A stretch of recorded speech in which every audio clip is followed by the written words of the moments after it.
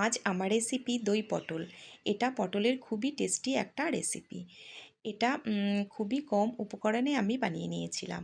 এটা ভাতের সঙ্গে, রুটির সঙ্গে, পরোটার সঙ্গে অনায়াসেই খাওয়া যেতে পারে।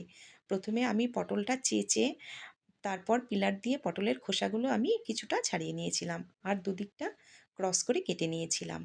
এরপর পটলগুলো আমি লবণ আর হলুদ মেখে রেখে দিয়েছিলাম। এইদিকে পেঁয়াজ আর কাঁচা লঙ্কার একটা পেস্ট বানিয়ে নিয়েছিলাম। কড়াইয়ের মধ্যে সর্ষের তেল গরম করে আমি লবণ আর হলুদ মাখা পটলটা আমি তেলের মধ্যে ছেড়ে দিয়েছিলাম। মিডিয়াম আঁচে কিছুক্ষণ আমি ভেজে নিয়েছিলাম। পটলটার কালারটা চেঞ্জ হয়ে এলে পটলটা আমি তেল থেকে তুলে নিয়েছিলাম। এরপর ওই তেলের মধ্যে পেঁয়াজ আর কাঁচা লঙ্কার পেস্টটা আমি দিয়ে দিয়েছিলাম, সঙ্গে কিছুটা জল দিয়েছিলাম।